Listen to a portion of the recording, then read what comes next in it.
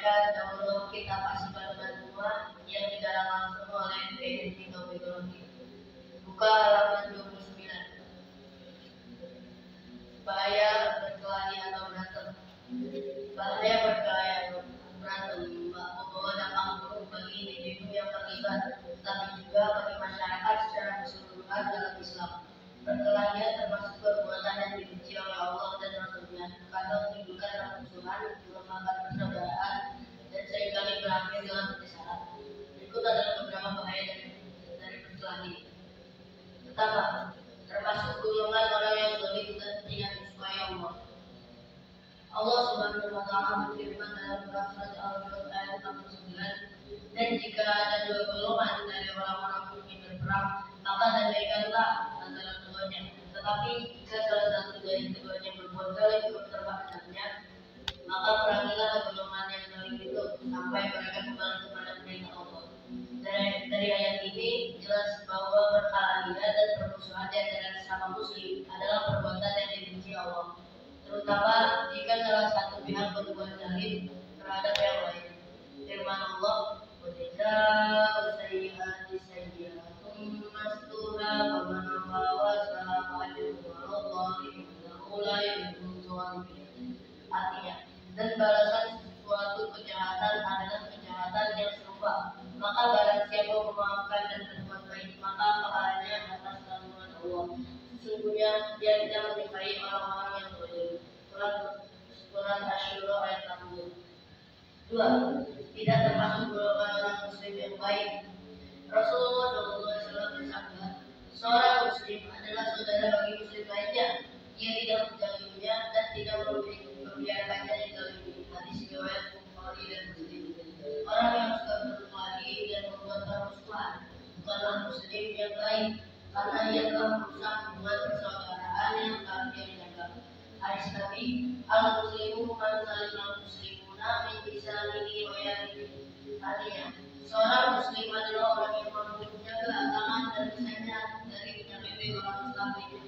Hadis riwayat Bukhari. 3. Melemahkan ukhuwah dan solidaritas sosial.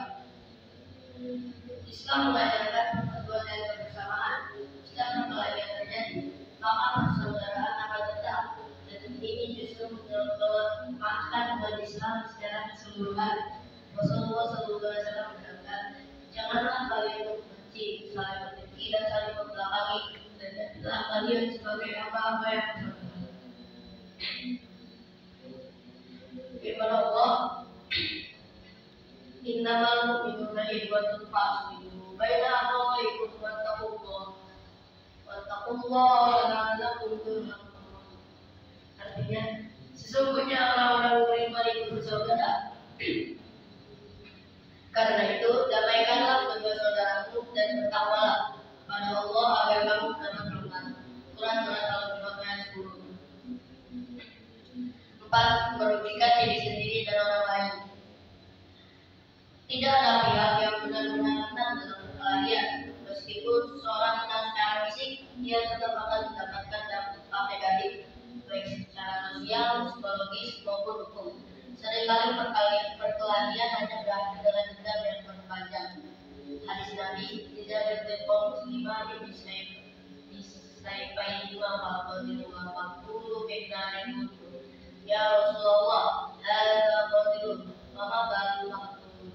Qala, innahu kana hadisun 'ala al-maqtis qalbi. Artinya, apabila dua orang muslim berhadapan-hadapan dengan pedang masing-masing, maka yang membunuh dan yang terbunuh keduanya berada di neraka. Abu Perawi bertanya, wahai Rasulullah, jelas yang membunuh berada di neraka, tapi bagaimana dengan yang terbunuh? Beliau menjawab, sesungguhnya ia yang terbunuh juga bertekad untuk membunuh saudaranya. Hadis riwayat Bukhari. 5. Memperburuk kedudukan dari sisi Allah dan menunda ampunan Allah. Rasulullah SAW bersabda, tidak halal bagi orang muslim untuk mendiamkan saudaranya lebih dari 3 hari. Keduanya saling bertemu dan saling berpaling. Yang terbaik di antara mereka adalah yang lebih dulu memberi salam. Hadis riwayat Bukhari dan Muslim.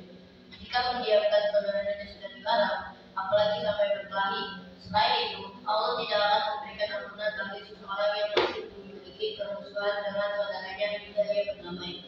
Namun ada beberapa kondisi di mana perkelahian diperbolehkan syariat Islam, seperti melindungi harta benda atau berperang dengan kafir hati atau kafir yang menyerang kaum muslim di luar. Hadis Nabi, tahu Abu Jannati yaumal isnani wa yaumal khamisi fa yuqalu li kulli 'abdin la yushriku billahi syai'an illa yulah. Kana bainahu wa bain akhihi syahnahu yaqulu amdilu hadaini hatta yasma'ila al-kufiru hadaini hatta yasma'ila amdilu hadaini hatta yasma'ila. Artinya, pada hari Senin dan Kamis pintu surga dibuka, dan semua hamba yang tidak menyebutkan Allah dengan sesuatu yang diampuni kecuali seorang yang memiliki permusuhan dengan saudaranya. Maka dikatakan, tunggu kedua orang ini sampai mereka berbaikan. Tunggu kedua orang ini sampai mereka berbaikan. Tunggu kedua orang ini sampai mereka berbaikan. Hadis riwayat Muslim. Kesimpulannya, berkelahi bukan hanya merugikan diri sendiri, tapi juga merusak hubungan dengan sesama manusia dan menimbulkan konsekuensi serius, baik dalam hukum Islam maupun hukum negara. Islam mengajarkan untuk menyelesaikan konflik dengan cara damai, bukan dengan kekerasan. Oleh karena itu, setiap muslim harus menjauhi perkelahian dan lebih memilih jalur musyawarah serta perdamaian dalam menyelesaikan perselisihan. Cukup sekian yang saya sampaikan. Wabillahi taufiq wal hidayah.